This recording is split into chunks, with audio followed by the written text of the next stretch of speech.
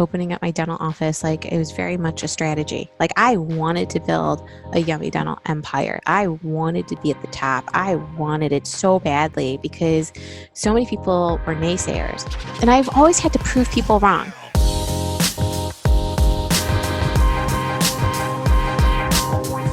Hey everybody, what's up? Welcome to Go Live with Joshua Scott. I'm your host. Guys, this is episode, number 21. And I've got Dr. Grace Yum here with me today. Say hi to everybody, Grace. Hi, guys. So excited to have you today. So a couple things. I mean, gosh, there's so many, as I was going through preparing for this, there's so many words that could describe you and what you do. But you started Yummy Dental and Orthodontics, kind of a leading pediatric practice in the Chicago area.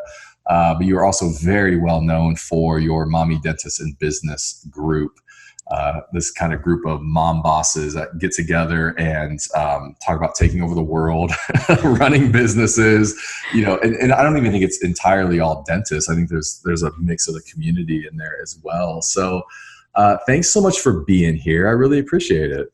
Thank you for having me. I'm excited to be here. I'm in your episode 20s. I know. These started actually during COVID, and we've put out about 21 of them now altogether. So it's been fun, and honestly, it's been a great way to get to know people. Sure. You and I we met over a year ago at that Voices of Dentistry podcast event. Mm-hmm. And you had your team there and you guys were just doing a ton of fun stuff, pulling people aside, doing like rapid fire questions. And so we got to know you a little bit, but I've always heard amazing feedback about your groups, your events.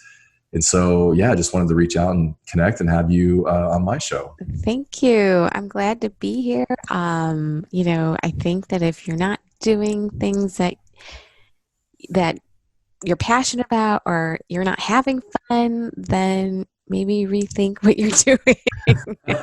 So true. So true. So, hey, let's go back to the beginning here, like kind of origin. When did you know you wanted to not only be a dentist, but specialize in pediatrics? Well, I think for me, I've always loved children. I've always worked with kids. I've always been near kids. And like, if I'm even somewhere like at a restaurant, they'll like just come up to me and like, they'll just like stand next to me. Like, it's weird. It's really weird. I'm like the child magnet. Like, so even when I was young, like one of my very first jobs when I was 16, I was begging my parents. I was in high school. I'm like, my friends are working. I want a job. Like, I want to, go out there in the workforce. And my parents were like, your job is to be a student. Like, your job is to get straight A's. And I'm like, no, I need like a job that pays me money. Like, a real job. So I had to like fight my parents. And finally they gave in. And I worked at the Gap Kids. And back then, the Gap, if you worked at the Gap, it was so cool. Yeah. And I was like, and now kids are saying like, if you work at Abercrombie and Fitch, or like, like it's like a thing, right? So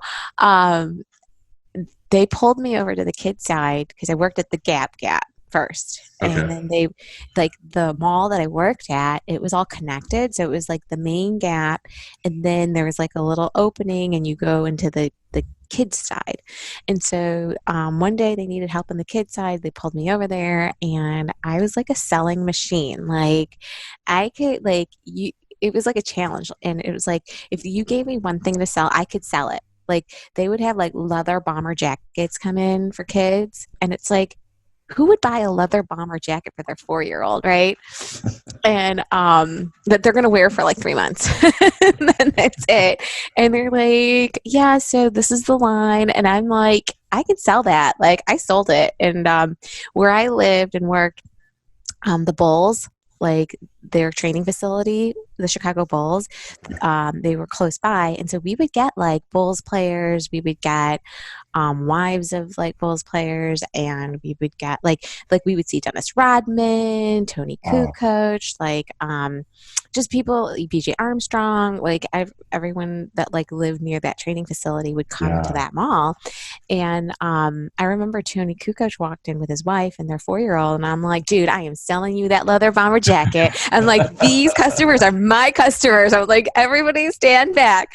But it was just like, so even from a young age, I was really good at sales. I was really good at like with being with kids, and I always wanted to be in the healthcare profession. I worked for my pediatrician at some point, but then I couldn't deal with life and death situations. So I knew that like medicine, like that was not for me. Like one like day a baby died and I just like bawled. Yeah. And I was like, I cannot do this. You know, a pediatrician, like life and death. So yeah, but the healthcare like always called me. And then like when I was in college, my dad's best friend who was our family dentist, like his kids he had an older daughter like that was like a little bit older, and she was an orthodontist. And then he really recommended and pushed me to think about dentistry, and I started working in dental offices like while I was in college on weekends. That was kind of like my, you know, like beer money. And yeah, so that was really fun. But I was a communications major.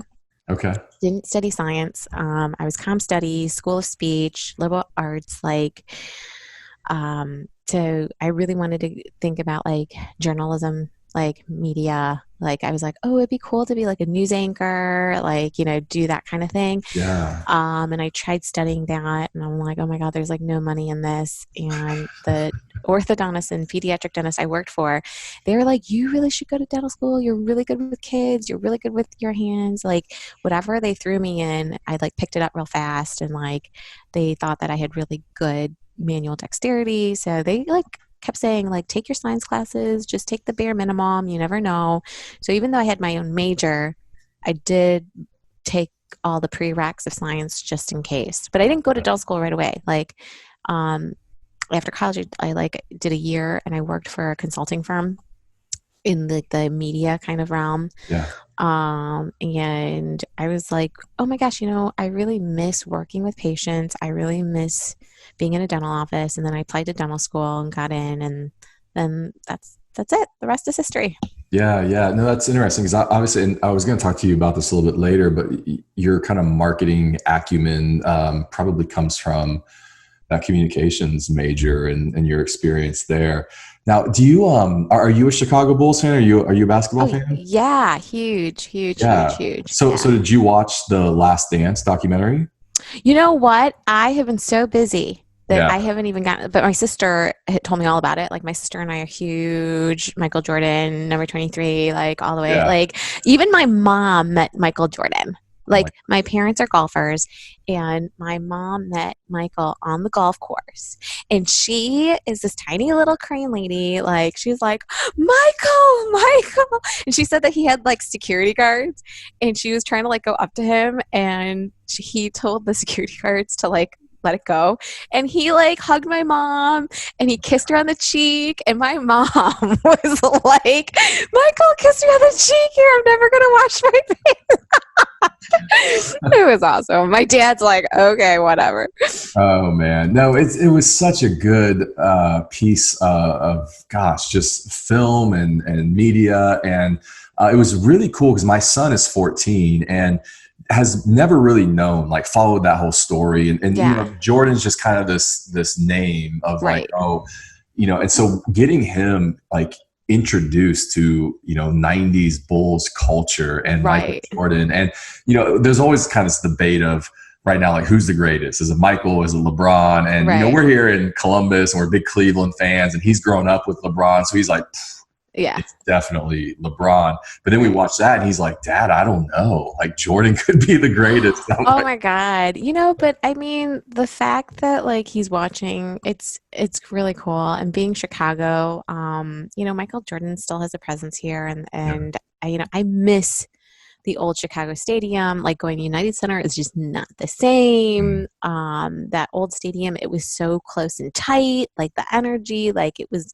so intense, you know. Yeah. Even though we sat in the nosebleeders, but that's okay. Yeah. Yeah. Well, tell me about growing up with your parents. Was your father or the men of the family, were they always empowering of female professionals, or where did that kind of come from? Yeah, so my parents came here in the 1970s. They've lived in the US longer than they have in Korea. And my dad, it's just me and my sister. And he always said, if you two were boys, you guys would be at West Point. And my dad's like total military, like he was a Marine in Korea. Like he's like so, like, and but at the same time, Korea, like back then, the Korean culture was very still like male dominated type of thing. But my mom, I always ask her, like, you guys are retired. Wouldn't you ever want to go back to Korea, like, and live there and retire? And she's like, absolutely not. Like, she's like, my freedom here and my rights here, I would never get that there. It's just a different culture. She's like, I am American. I'm Americanized. Like, this is the way we live. Um, and my dad always wanted my sister and I to have degrees or like some kind of license, he called it. And he's like, your mom and I were small business owners, and they had owned multiple businesses through the years. And he's like, the beauty of that is that no one can fire us. No one can say you're fired. Yeah. You are in control. And they were very much entrepreneurials, both of them. Okay. And my mom is like a machine. Like she is like the negotiating machine. Like if you took her to a car dealership, you will walk out with the price you want. Like she knows how to wheel and deal better than my dad. My dad is like embarrassed. He's like, I'm not going to the car dealership with your mother. It is embarrassing. Like, but it's the way we grew up in that entrepreneurial spirit. My dad was always like, you need to be able to make your own money. You need to be able to like pay your way, and you can't depend on anybody else. You have to be able to like, feed yourself. Like, that was like his thing. Mm. And growing up, he was like the tiger dad. And my mom kind of was more of the fun mom, and she was like, go to the dance, go to the social, go to the, and go hang out with your friends. And my dad would be the opposite. And he'd be like, is your friend gonna pay your cell phone bill? Is your friend gonna pay your car payment? Why do you have to be with your friends? And why do you have to be out after 10 p.m.? Nothing good happens after 10 p.m. What do you have to do at 11 o'clock at night that you cannot do at 4 p.m.? So like I lived in a very like household where it was like one person's like, you have to stay home, the other one's, you need to go out. Like, oh, it was kind of crazy. Yeah. Yeah. Oh gosh, I love that. I mean, we have one daughter, Aaliyah, she's 10, but we have, intentionally, Joanna and I have talked about just obviously raising her to that she can do whatever she wants to do, and just trying to empower her as much as possible. And being a business owner, it's fun. It's fun to like, show the kids how you can kind of make your own way and do whatever you want, Mm-hmm. So you kind of, it sounds like you fell into dentistry a little bit, into the pediatric space. You were raised in Chicago. You decided to, stay there and launch a practice. And so you started Yummy Dental, which I think is a brilliant name. But give us a little story there of finally starting your own practice. Well, interestingly, I was an associate for about 4 years. And then I worked in several different locations and for different people. And I really recommend for any young doctors listening that, of course, everyone has their own path and journey, but I would really recommend working in several different places and different job experiences, just because that helps you learn what you like, what you don't like, learn the ropes of the business. And I was fortunate that I worked for a lot of great people and a lot of great mentors. So that was really good. And my husband and I got married, and then we decided to move to California. So we went to Newport Beach, California, and I had to get my Cali license and all that. And his business partner lives out there. So we tried living out there for 6 months, and it wasn't for us. Like, or at least Newport wasn't for us at that time. Like, it wasn't what we were accustomed to. So we decided to move back to Chicago. And when we moved home, it was 2008. And it was like the time of that great for, recession type time, when the real estate bubble burst and all that. So I didn't have job to go home to. Like, I'm like, okay, well, I'm back, everyone. Anyone need me? It was like silence. So I'm like, okay, well, I guess I'm just going to start my own thing, like I don't Yeah. have a choice. And I didn't have kids. We didn't have kids. And so we had very low risk. And we're like, okay, so um, I start.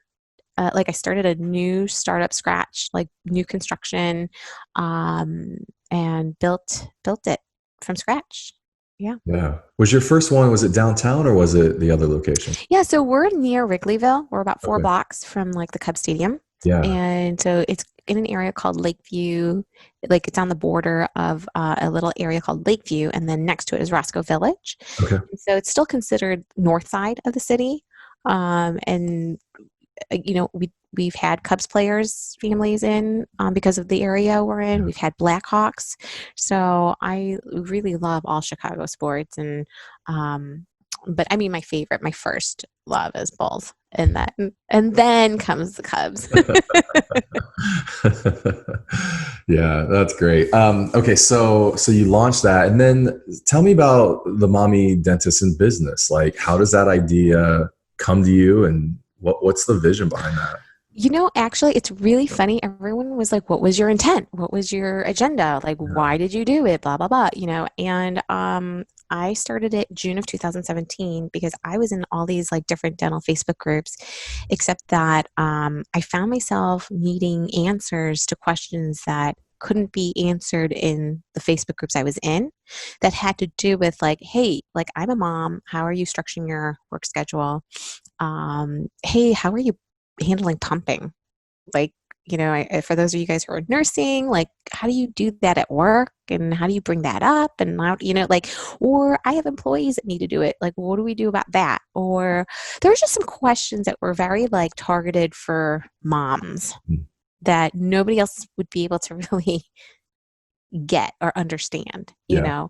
the situation. So I was kind of like, you know what? I'm just going to start my own little group. I'll call it Mommy Dentist in Business, just because that's who I am, or that's my title, right? I have 3 hats that I identify with, and it's just going to be me, my colleagues, my referrals, and like my dental school friends, people that I know personally.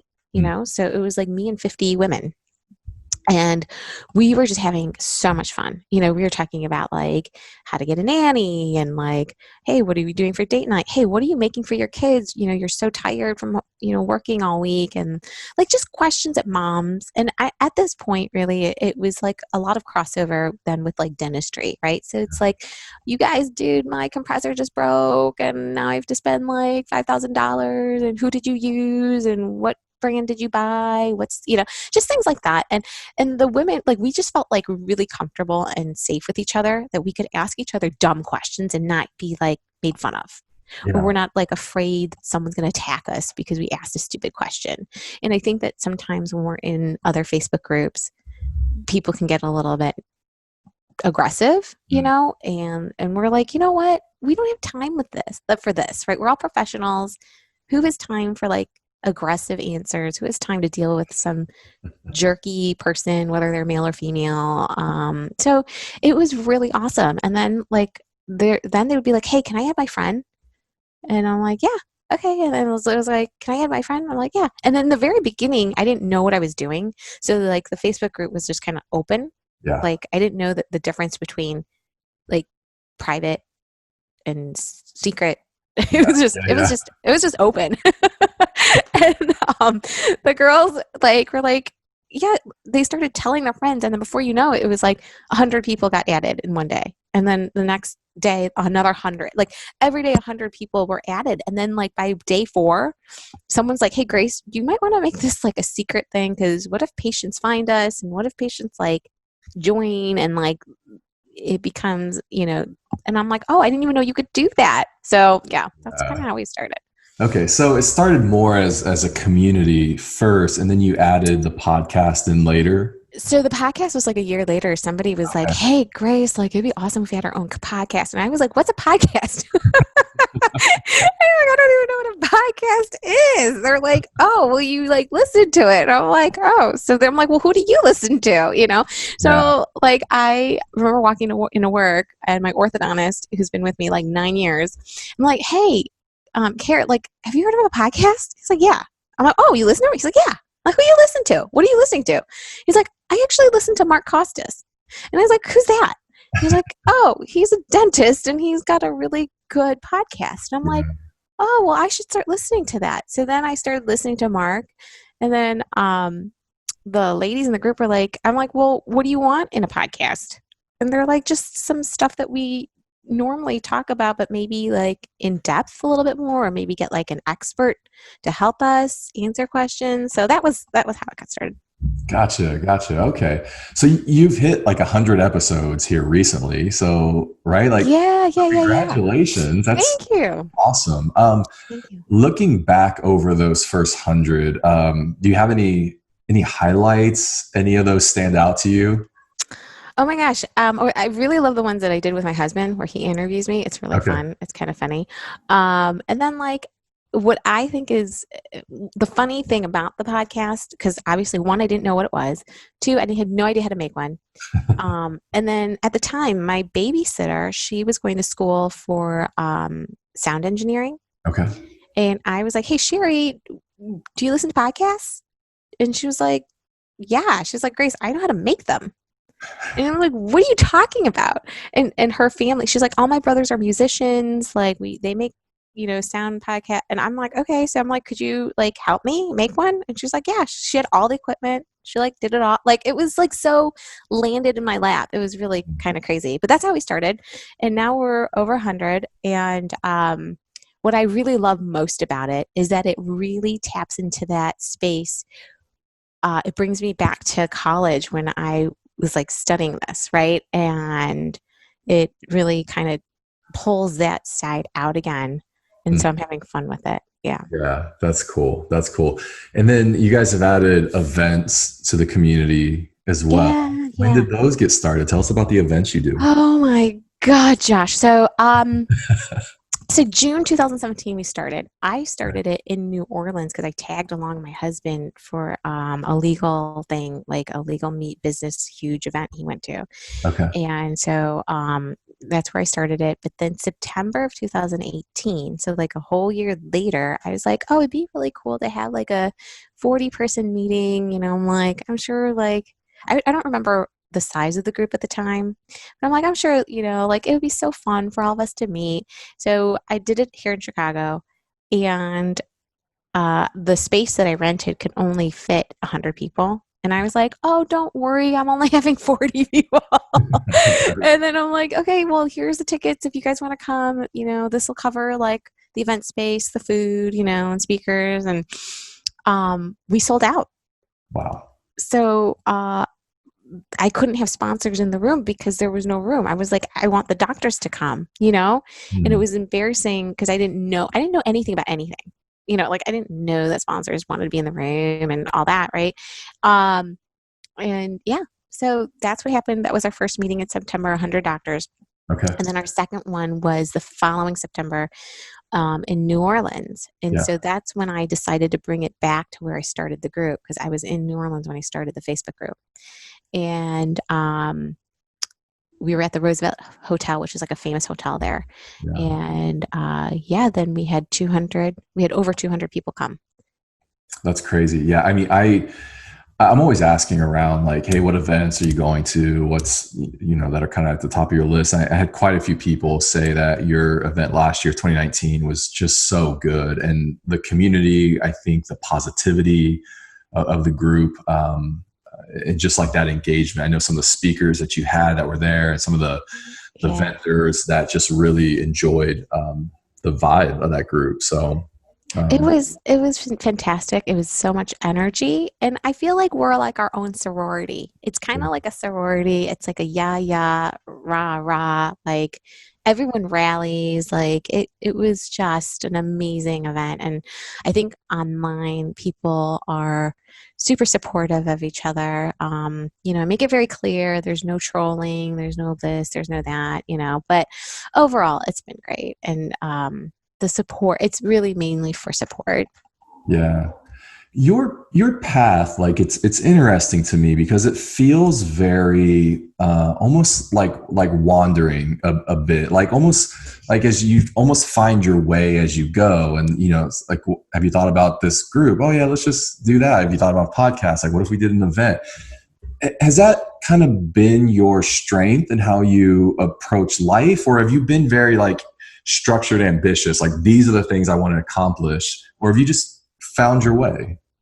So most of my life, it was agenda based. Like, this is what I'm doing. This is how I'm going to get there. This is what I have to do to get there. Right. So like all through dental school and then opening up my dental office, like it was very much a strategy. Like I wanted to build a Yummy Dental empire. I wanted to be at the top. I wanted it so badly because so many people were naysayers.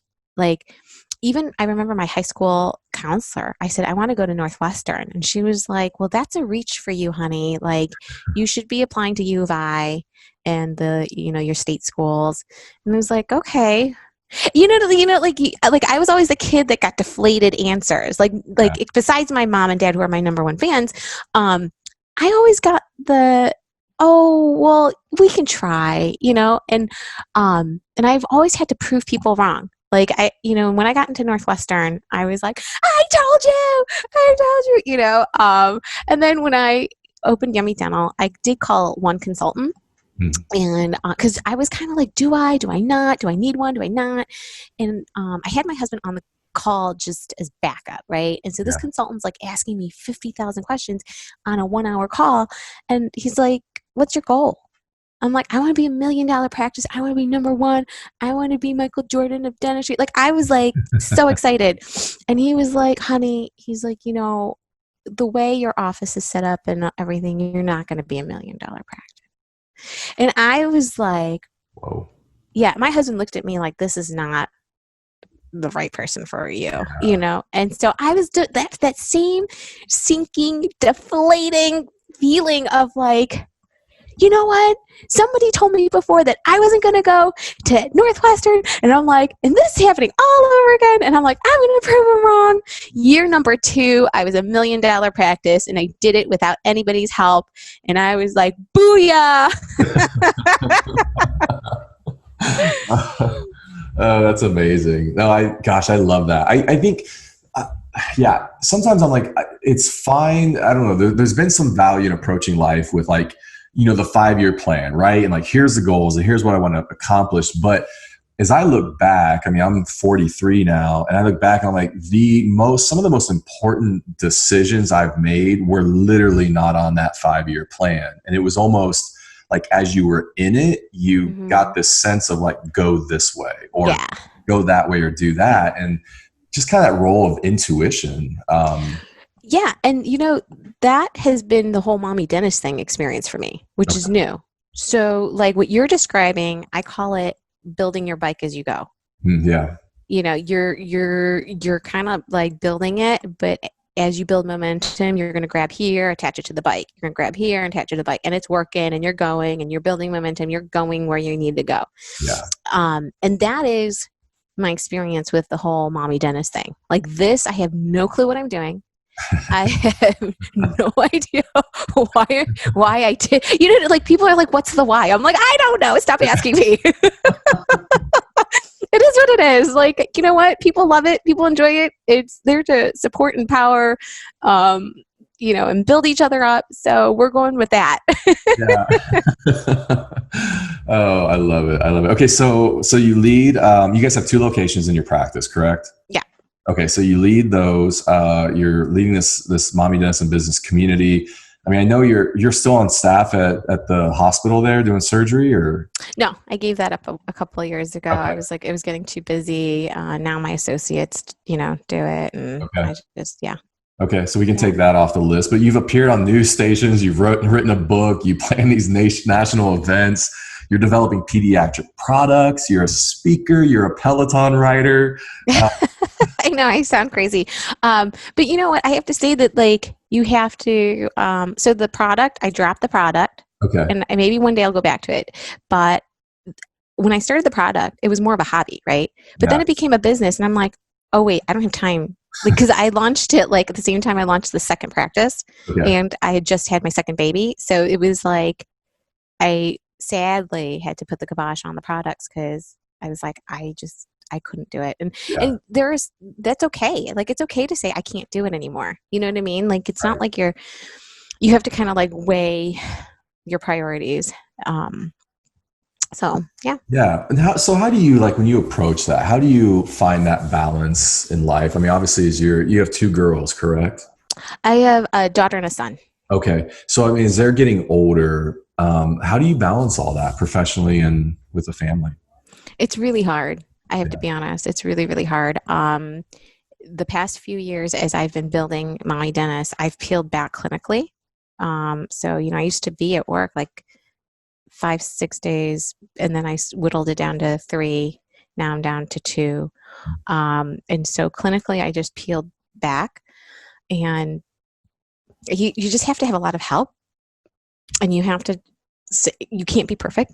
It's impossible to be perfect. And part of it is like managing. And I don't know. Like in my house, my husband is the breadwinner, Okay. and I am like the social secretary. Like I am the kids like activity planner. I am now the breakfast, lunch, and dinner snack lady. I am the Right. maid. I am the laundress. Like so, it's kind of like it's okay to ask for help. Like it's okay to bring someone in and delegate. And that's like one thing I've learned to do is to delegate really well. Yeah. I mean, I would imagine the past couple months, just with the COVID shutdown, and now you're a homeschool teacher. I mean, probably like we Right. do, and trying to manage e-learning, and It's hard. sometimes teachers that don't always have their stuff together, like providing online assignments, and you're like pulling your hair out. Oh, totally. Yeah. Totally. I mean, yeah, Joanna and I joke. We've got a little bit of an alternating schedule in play where one person can be completely dedicated and be at the office, and the other person can be kind of Yeah. one ear, on the kids. But Right. it's challenging for sure. Yeah, it is. It's challenging. And especially if you've got more than 2 kids, and they've Yeah. outnumbered you, it's just a lot for sure. And being like in a household where it's like it's two high-powered professionals, like how do you guys? Is there a balance to it? Like, what's that communication look like? Do you guys have structured meetings like about your family? Like, how does that go? You know what? I mean, it's not so formal, it's not so Yeah. structured, but we talk about it. And I get, like during COVID and the shutdown, we had agreed that we couldn't have obviously the nanny come over and all that. And her husband has his brain cancer, so we didn't want to have anyone at risk at all. Yeah. So we've had to have some hard conversations, because I'm like, look, your schedule hasn't really changed. Like my life has flipped upside down and yours has not, and we've had to have some really difficult discussions and come up with plans and come up with schedules where he steps in at a certain time of day and takes over and then relieves me.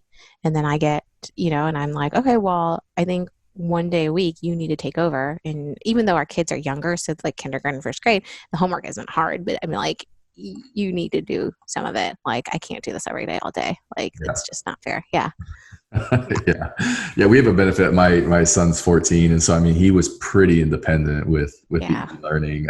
My daughter's 10, and she's right on that, where some of it she could definitely handle, but then there was some stuff. I mean, and she's in a private school, and sometimes the teachers were sending stuff. I'm like, you're kidding. Like this science project right now? Like, what are we talking about?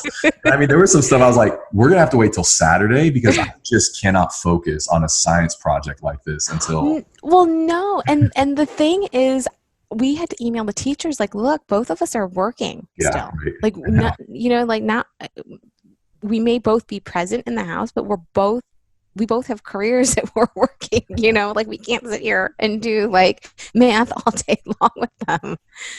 Oh, Yeah. I know. It was my son. He's in the public school here in our community, and his workload was actually, and he's so independent. He could have had the bigger workload and been fine. His actually was smaller than what it normally was. And my daughter, I'm like, do you do this much work at school normally? And she's like, no, this is more. And I'm like, why are we giving?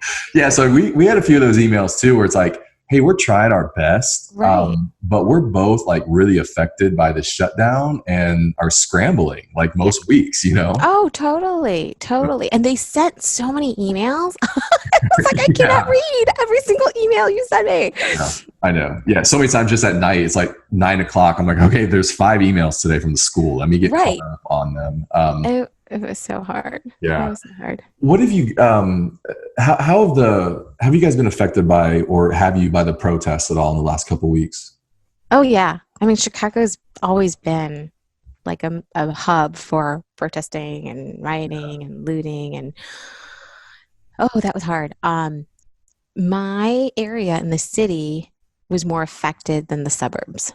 Like the suburbs practice was not affected whatsoever. And, but the city, like the area that we were in, I mean, there were a lot of looting, arson, just a lot of everything. So, yeah, we had to board the windows up to protect our space. Wow. Yeah. I think you were telling me the other day that it was you got them boarded up it was like at 10 o'clock at night. And that night was one of the big nights that affected a bunch of businesses around you too. Yeah, it was. I mean, this man, he was like an angel, like sent from God, because I called 6 boarding companies and they all said, is your window broken? I said, no. Okay, then we can't come because we're only dealing with broken windows right now. And I'm like, but I don't want a broken window. I'm like, but that's what I'm trying to do. And nobody would come. So I'm just driving home, like, from the office, like totally like, what am I going to do? Should I go to Home Depot and get my own wood? And like, I don't even know how to do that. So 1 block down, there's a storefront that a man is fixing. And I'm like, I'm just going to pull over and ask him. I'm desperate. So I pulled into the parking lot. I'm like, excuse me, sir. And I'm sitting here wearing a Bears t-shirt. I think he'd like that. So I like come out and I'm like baseball cap t-shirt. And it did not look like a dentist. And I'm like, hi, I'm a dentist. I own Yummy Dental, like 1 block. Like, can you please board my windows? And he's like, he could look at my face. I think he saw like the desperation in my face. Yeah. And he's like, well, I've got, 2 other jobs. Let me finish. He's like, I'll get to you, and this is like at 11 or 12 in the afternoon. Yeah. So he goes and talks to my office manager. And he said, I'll be back at 6. And so he then brought his son and they were at my office until 10 o'clock at night. And all the companies had quoted $2,900 and he charged me $1,800. Nice. And that evening, like literally at 11:30 at night, the preschool down the street got broken into, like broken glass. And then because I'm on like the site of all the locals, we all kind of like, it's kind of like Facebook where you chime in and say what you're seeing, what's going on. Yeah. And they're like, the preschool just got broken into, the sprinklers are going off. And I was like, this is crazy. And the Target got hit twice. And the second time it got hit, the cops arrested 30 people. Oh man. Yeah. So it was just insane. Yeah. Yeah. Now, has that practice reopened or is it still a little sketchy? No, we've always been seeing patients. Okay. Okay. But we just boarded up just in case. Yeah. Because downtown the night before in a different area of the city, dental offices got hit and they were taking the PPE. Oh yeah. Yeah. Yeah. Yeah. Oh gosh. Oh man. Okay, so totally off subject here, but if you and your husband are going out if you go out to eat downtown, what's your go-to restaurant? Oh my gosh. So we love Chicago Cut. It's a steakhouse. It's one of our favorite We are bar people. We always eat at the bar. So Yeah. we don't really like make reservations at like a four top in the dining hall. We Yeah. just kind of like roll in, take our chances, sit at the bar, and then just eat at the bar. Yeah. So we kind of like to do that. And then Joe's, we go to Joe's Seafood. Okay. There's one in Florida, but not, they just have like a solid menu, and you always know it's going to be Yeah. solid, you know. So we like that. And then when we want like Mexican, then we go to the locals, like the local places in our neighborhood. So we want to support our local like restaurants and cafes and stuff. Yeah. Yeah, you guys are so, I mean, Chicago's so close for us, and honestly, it's a very quick flight. It's usually inexpensive up there. So Joanna and I tend to get away probably like once a year, just go out for a weekend. Awesome. We always, like, one of our favorites is RPM Italian. Oh yeah. I Yeah. love RPM. We Yeah. just always have a great time there. It's always super solid. But Yeah. yeah. How, obviously, COVID's super challenging, the shutdown for any business, especially a dental practice. How did you guys handle that?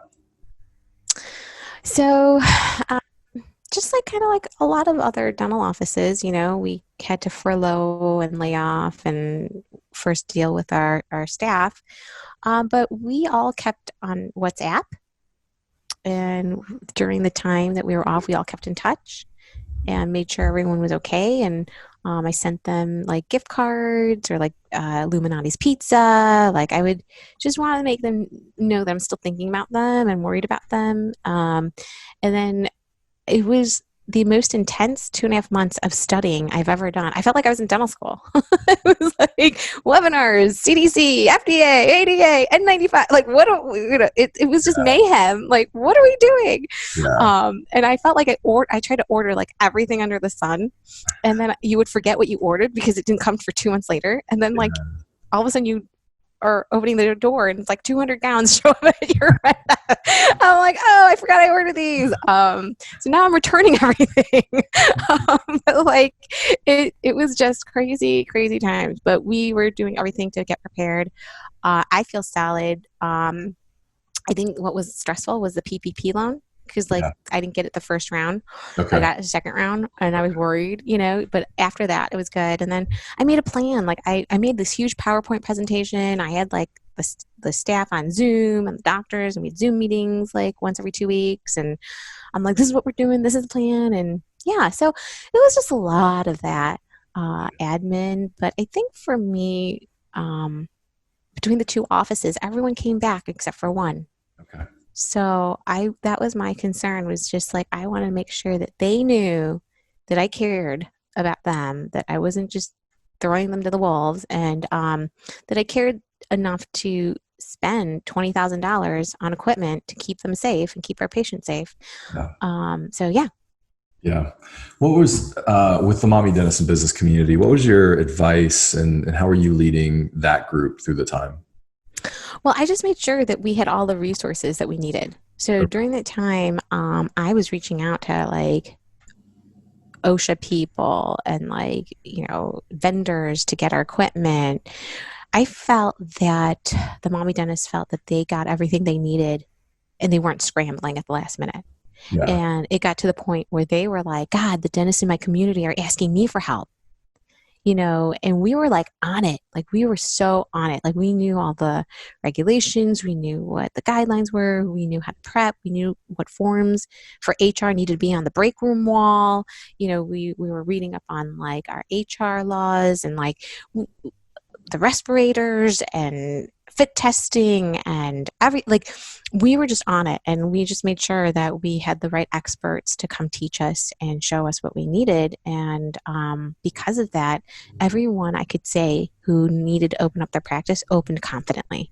Like the response was, we were ready to open. Like when it was time, we got the green light to open, we all rolled. Like no one was left behind. We all rolled together. We all opened together. We all, like, that was the response, was, I feel confident. I have everything I need. My staff is all back. They feel confident. Well, not all offices, the majority, I would say the majority. And that was the beauty of our group, is that we kind of like totally stuck together. I have to share one story with you. I hope you don't Yeah. mind because it's an awesome story. So Okay. during COVID, the New York Times came out with a story about murder hornets. I don't know if you know what murder hornets are. Yes. Yeah. They're like this big, right? And they're supposed to be able to sting through a beehive's suit, Yeah. like their armor. Right. And they're from Asia. They're like Japanese murder hornets. And Right. what they do is they go into a beehive and all the little honeybees, they decapitate the honeybees and they feed their babies the head of the honeybee. Right. It's disgusting. And however, the Asian honeybees have figured out how to survive the murder hornet. Okay. And what the scientists have told us in this article is that Asian honeybees, when a murder hornet enters the hive, they all squish together and they flap their wings to create friction and heat. Okay. And they surround the queen bee. And they create so much heat, the murder hornet has to leave. Whoa. The murder hornet cannot withstand the heat that the honeybees provide because they stick together and they produce like body heat, basically. Yeah. Yeah. The European honeybees and the American honeybees have not figured that out yet. Okay. So now the honeybee farmers in like Washington, like in the North Pacific, they're freaking out because they have found their little bees all decapitated. Yeah.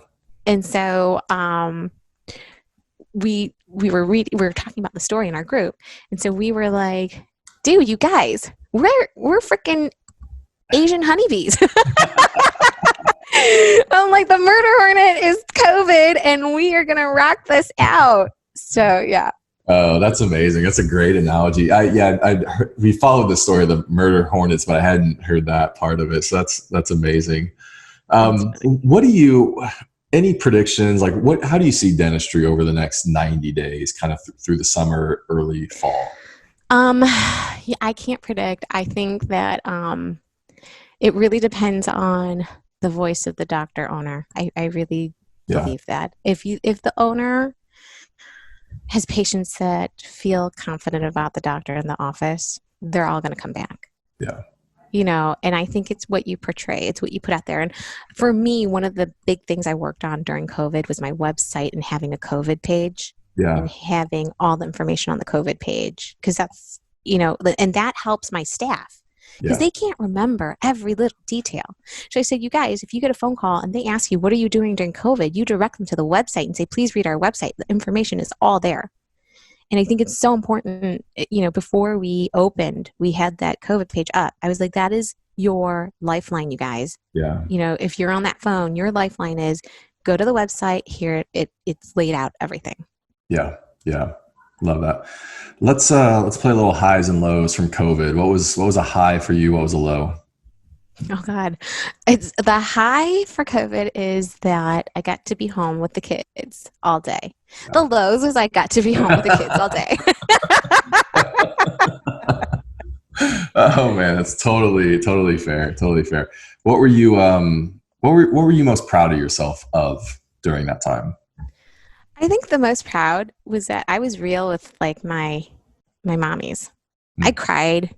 I laughed. I cussed.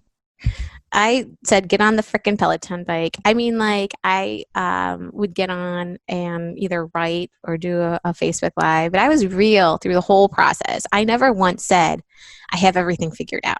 Yeah. I never once said, hey, I know exactly what I'm doing and I'm going to nail this. I said, I'm just as scared. I'm just as nervous. I'm just as upset. You know, there were days where I was crying too. And I'm like, I'm crying too. Like, I'm just as bothered. You know, I'm worried about our finances. I'm worried about the cash flow. I am worried with you. And I was honest and I shared that. And I think part of the reason why these women trust me is because I never lie. Yeah. Like, I like, you will see the like what you see is what you get. Yeah. Yeah. I love that. Yeah, I think that vulnerability and transparency was so huge through that time. And I know gosh, we just did regular check-ins with our team, and kind of it's about every other week. It was like, okay, let's have a real conversation about like where things are at. Because that first Monday, I remember, I went in, we still had some office hours that Monday, and just told them like, I don't know what's going to happen. Right. Our profession is getting like just entirely shut down. And I was like, I have friends that have to lay off all their team members. I have friends that are getting, furloughed and fired and let go and all this. And I'm like, guys, I don't know. And that was tough for sure. Yeah. So, I mean, as a business owner, it's like, I don't know how you are. I value control, like very, very much.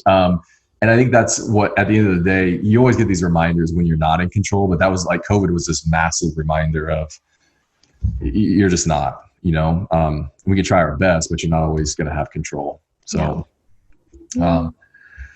it's, all right, I'm gonna wrap this up here. I appreciate you being on.